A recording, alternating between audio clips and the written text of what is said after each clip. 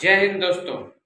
आज के इस वीडियो में हम लोग बात करेंगे बीपीएससी द्वारा निकाली गई इन्फॉर्मेशन के बारे में, बिहार टीचर बहाली से संबंधित। तो इसमें देखिए, बीपीएससी ने, आपको पता होगा कि बिहार सरकार ने अप्रैल माह में नियमावली की मंजूरी दे दी थी, जिसके तहत बीपीएससी के तहत परीक्षा लेने की बात की गई थी। अब बीपीएससी ने सिलेबस की जानकारी दी है और इसके बाद 1 सप्ताह से 10 दिन के अंदर बीपीएससी के द्वारा विज्ञप्ति निकाल दी जाएगी कि कितनी सीटों पर बहाली किस तरह से होगी, एग्जाम कब होगा, फॉर्म फिलअप कब होगा।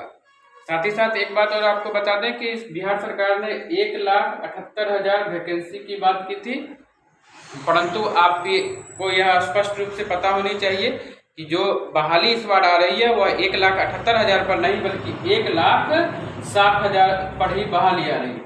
जो विशेष या आप कह सकते हैं शिक्षक थे या एसटीईटी में जो कुछ विषयों के शिक्षक थे, उनकी बहाली अभी फिलहाल नहीं हो रही है। तो वैकेंसी धीरे धीरे कम होती जा रही है। पहले 3 लाख की बातें थी, फिर वो 2.5 लाख पर आई और जब मंजूरी मिली कैबिनेट से तो 1,78,000 और अब हो गई 1,60,000। और इसमें भी वही सभी अभ्यर्थी भाग लेंगे जो इस वक्त सीटीईटी, एसटीईटी या बीटीईटी पास हैं, प्लस में जो बिहार सरकार के नियोजित शिक्षक हैं। उसके बाद अब देखते हैं इसमें क्या है कि विशेष रूप से आज हम बात करेंगे क्लास 1 से 5 के लिए। और क्लास 1 से 5 के लिए एक समस्या यह भी है कि बीएड वर्सेस डीएलएड का सुप्रीम कोर्ट में मामला लंबित है। अगर बीएड वाले केस हार जाते हैं, वैसे तो ऐसा लगता नहीं है, लेकिन फिर भी तो 1 to 5 से भी बीएड वाले बाहर हो जाएंगे और 6 to 8 में तो सीट है ही नहीं। कुछ विशेष शिक्षकों की ही 1700 कुछ सीट दी गई है। तो यहाँ पर देखिए 1 to 5 वालों के लिए फिलहाल जो भी आप बीपीएससी से एग्जाम देंगे, चाहे 1 to 5 के लिए हो, 6 to 8 हो, 9 10 हो या 11 12 हो, निगेटिव मार्किंग सबके होंगे। अब यह कितना होगा इस बात की फिलहाल कोई जानकारी नहीं दी गई है, लेकिन लगता है जिस तरह से संभावनाएं बनती है कि 4 क्वेश्चन पे 1 नंबर कटना चाहिए, यानी आपका कह सकते हैं 0.25 निगेटिव मार्किंग हो सकता है। लेकिन फिलहाल यह एक संभावना है, कोई निश्चित नहीं है कि क्या होगा नहीं होगा, जब तक पूरी जानकारी निकलकर सामने नहीं आती है। उसके बाद परीक्षा जो होगा वह 2 स्तर में होगा, यानी 2 पेपर का होगा, पेपर 1 और पेपर 2।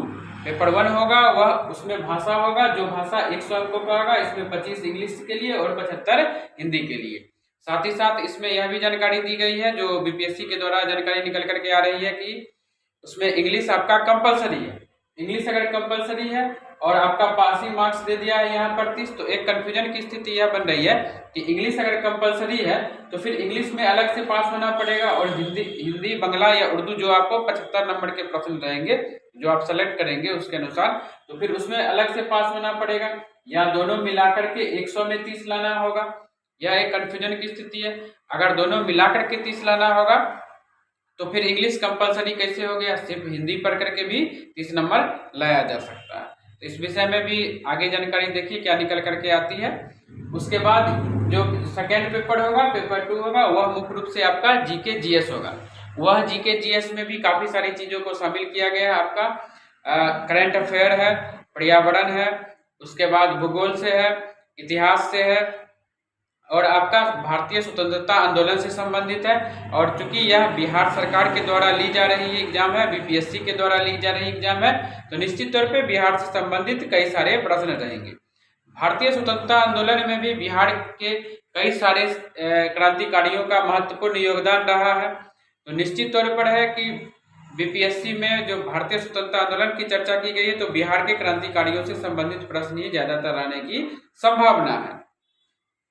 उसके बाद जो यहाँ पर ये है, ये एक भाषा जो है यह क्वालिफाइंग है, यानी आप 30 मार्क्स लाइए, भाषा में पास कीजिए, फिर आपके पेपर 2 चेक होंगे। अगर भाषा में कोई कैंडिडेट फेल कर जाते हैं तो उनके पेपर 2 चेक नहीं होंगे।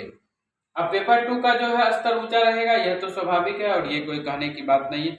इसी के आधार पर मेरिट लिस्ट बनेगा पेपर 2 के आधार पर, यानी पेपर 2 में आप क्वालिफाई करते हैं, पास करते हैं, तो आपके मेरिट लिस्ट बनेंगे। जनरल वाले के लिए 40%, ओबीसी के लिए है 36.5%, ईबीसी के लिए है 34% और एससी वालों के लिए 32%। और जितनी भी सीटें हैं इसमें पहले ही बता दी गई थी कि 50% सीट महिला अभ्यर्थियों के लिए आरक्षित है। तो कुल मिलाकर के यह एग्ज़ाम जो है काफ़ी कठिन होने वाला है।